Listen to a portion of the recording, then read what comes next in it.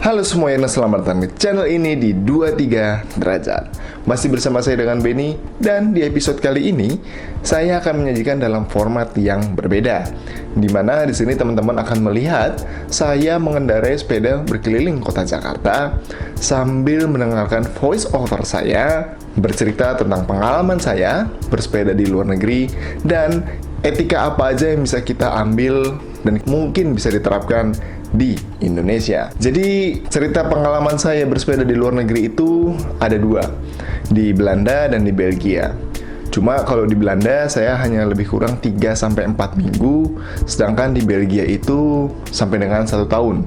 Dimana di dalamnya selama lebih kurang 2 bulan lah saya menggunakan transportasi sepeda sebagai salah satu pekerjaan saya, part-time sebagai Uber Eats. Konsepnya sama seperti GoFood ataupun GrabFood, di mana saya akan mengambil makanan dari resto dan mengantarnya ke pemesan yang menggunakan aplikasi Uber. Ya, hasilnya sebenarnya lumayan banget, karena dari 2 bulan saya jadi Uber Eats partner itu, saya bisa ke Indonesia, pergi pulang menggunakan Thai Airways. Saat itu saya bertujuan untuk mengambil data-data tesis. Dan kalau misalnya cerita pengalaman lainnya juga mengenai kultur bersepeda di luar, ternyata bersepeda di Belgia itu orangnya ramah-ramah dan nggak sungkan untuk nanya ke orang asing. Jadi ada 2 pengalaman yang bisa saya share. Yang pertama itu saya ingat saya lagi narik di bulan-bulan Desember. Saya ingat suhunya sekitar -2 atau -4 derajat. Di satu perempatan ada ibu-ibu nanya ke saya menggunakan bahasa Perancis, dan karena saya nggak terlalu ngerti, ya sontak saya jawab, "Pardon madame, je ne peux parler français." Artinya, sorry bu, saya nggak bisa bahasa Prancis. Terus kemudian disaut, oh oke. Disaut dengan bahasa Inggris, nanyain kenapa saya nggak pakai glove, kemudian ini baru mulai apa gimana. Dan saya tanya balik juga kayak, pergi ke rumah atau pergi ke kantor. Little conversation terjadi dan nggak se-awkward itu. Satu waktu juga saya pernah lagi di lampu merah juga, ada seorang pengemudi motor nanya sama saya, pakai bahasa Prancis sama, tapi kali ini karena laki-laki jadi saya jawab, "Pardon monsieur, je ne peux parler français." Ya, artinya sama, sorry pak, saya nggak bisa bahasa Prancis. Dan oh ya, dia ngerti dan dia bisa pakai bahasa Inggris juga. Nanyain saat itu pagi, oh udah dapat berapa buat breakfast, dan saya bilang kayaknya belum dapat, jadi saya mau ngejar nanti siang lagi aja. Dia, oh oke, semangat kayak gitulah.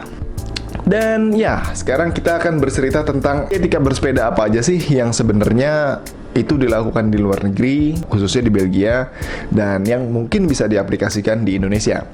Jadi yang pertama adalah semua pesepeda itu tetap patuh dengan rambu lalu lintas, baik itu dalam bentuk lampu merah dan bentuk rambu lalu lintas lainnya. Jadi saya boleh bilang bahwa sepeda di sana itu banyak privilege-nya.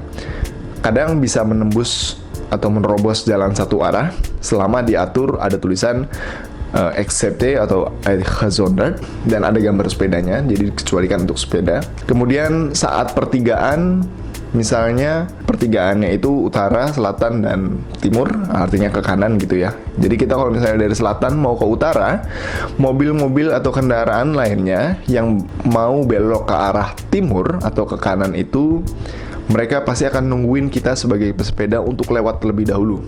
Ketika udah clear atau kosong, baru kemudian mereka masuk atau belok. Kemudian misalnya di perempatan, sama, misalnya tadi utara, selatan, timur sebelah kanan, dan barat sebelah kiri. Ketika kita dari selatan mau ke barat, ke kiri, ini contohnya karena kita setir kanan ya. Ketika kita mau ke kiri, kita harus mempersilahkan mobil yang berjalan dari arah utara ke selatan untuk lewat dulu. Ketika clear atau kosong, baru kita boleh ambil jalan ke kiri. Jadi etika yang kedua adalah selalu berada di bahu jalan. Di sana itu ada 2 jenis jalur secara umum. Jalur yang dedicated, artinya jalur ini memang disiapkan untuk sepeda, dan jalur yang bercampur dengan kendaraan lainnya. Bisa itu di jalan besar, jalan bis, ataupun bercampur di pedestrian. Tapi pada prinsipnya tetap berada di bahu jalan. Khusus untuk di pedestrian, itu hanya diatur di tempat-tempat tertentu dan punya rambu-rambu tertentu, dimana kecepatan yang diatur pun juga hanya boleh sebatas orang berjalan pada umumnya, atau lebih kurang segitulah. Etika yang ketiga, ini adalah satu yang penting, tapi saya jarang melihat di sini di Indonesia, yaitu hand sign. Saat pengemudi sepeda ingin belok, selalu gunakan yang namanya hand sign. Ketika mau belok ke kanan, berikan hand sign ke kanan.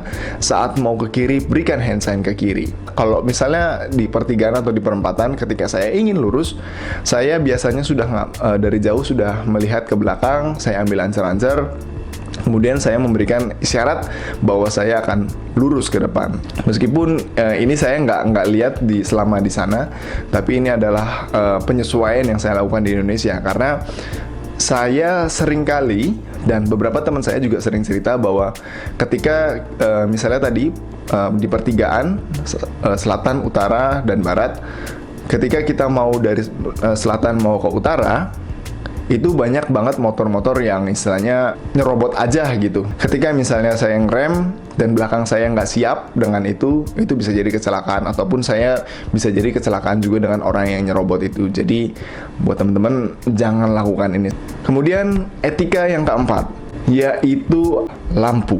Oke, jadi ketika kondisinya udah gelap, lampu depan belakang itu wajib. Ketika nggak pakai lampu, berdasarkan cerita dari teman-teman di sana, itu ada yang didenda sampai dengan 100 euro. Ya, atau dikurskan sekarang mungkin sekitar 1,6 juta atau 1,7 juta ya. Hanya karena nggak pakai lampu. Yang padahal lampu itu harganya mungkin ada yang 5 euro, ada yang 10 euro. Tapi kalau nggak pakai lampu bisa 10 kali lipat dari itu. Terutama pas winter itu sangat diantisipasi, karena jam siangnya lebih pendek daripada jam malamnya. Katakanlah jam 9 pagi itu udah mulai rada terang, dan jam sekitar setengah 5 atau jam 5 itu udah mulai agak gelap. Saat itu saya selalu membawa lampu, dan saya berharap teman-teman di sini juga mengerti bahwa penggunaan lampu itu sebenarnya untuk proteksi diri, agar orang-orang yang ada di belakangnya itu atau di depannya itu lebih aware dengan keberadaan teman-teman. Kemudian etika yang kelima, yaitu penggunaan bel. Ya, bel sepeda itu fungsinya kayak klakson. Pada dasarnya hanya untuk membantu orang lebih aware dengan keberadaan kita sebagai sepeda, baik itu pengguna kendaraan lainnya ataupun pejalan kaki. Kemudian ini adalah etika yang ke-6. Satu waktu saya sedang istirahat di jalan, saya ngelihat ada bis yang saat itu sedang ngambil penumpang gitu ya di sebelah kanan. Saya lihat dia ratingnya di rating ke kanan. Kemudian ketika selesai dia memasukkan semua penumpangnya, dia memasang sen ke kiri karena dia mau jalan. Nah, saat itu saya ngelihat mobil-mobil dan pesepeda yang ada di belakangnya itu berhenti untuk nungguin dia dulu, baru kemudian bis itu jalan, baru kemudian disusul dengan kendaraan lainnya. Yang ternyata ini juga sebenarnya dilakukan juga di Indonesia. Jadi ini salah satu contoh yang saya lihat di Jakarta. Sini agak kurang jelas ya, karena ini memang saya ambilnya dari rada jauh. Saya lihat betul bahwa itu dia sen ke kiri, dan ketika dia udah selesai mengambil penumpangnya, dia sen ke kanan. Dan idealnya orang-orang yang di belakangnya harusnya menunggu bis itu untuk lewat terlebih dahulu, baru kemudian dapat disusul oleh kendaraan lainnya. Ini adalah etika ke-7. Ini adalah etika terakhir yang bisa saya share di kesempatan kali ini, yaitu penggunaan safety lock atau kunci gembok. Di sana penggunaan kunci gembok itu dianjurkan digunakan secara benar. Jadi penggunaan secara benarnya ini adalah masuk di 3 badan, yaitu di badan sepeda atau di frame, di roda sepeda, dan kemudian dimasukkan ke bar, tiang, ataupun penyangga apapun yang mempersulit orang untuk mencuri sepeda itu. Yang sebenarnya kalau misalnya saya share di sana, sebenarnya banyak banget sepeda di sana yang jadi bangke. Karena dia cuma lock di bodinya aja, dan ban sepedanya itu diambil orang gitu aja. Banyak banget bangke-bangke sepeda di sana yang cuma ada bodinya dengan 1 roda, atau bahkan cuma bodinya aja. Dan teman-teman, mungkin itu aja yang bisa saya share sampai dengan saat ini. Dari etika yang sudah saya share tadi, berapa banyak yang teman-teman udah tahu dan berapa banyak teman-teman udah jalanin? Coba bantu share di kolom komentar di bawah ya. Atau kalau misalnya teman-teman ada share pengalaman yang mungkin bisa dibagikan juga, bisa juga share di kolom komentar di bawah. Dan teman-teman, sampai dengan voice over ini dibuat, saya sudah punya sekitar 181 subscriber. Dan ya, saya berharap channel ini bisa tumbuh terus dengan harapan saya bisa memberikan muatan-muatan baru buat teman-teman. Jadi kalau bisa teman-teman bantu saya achieve sampai dengan seenggaknya 200 dulu kali ya.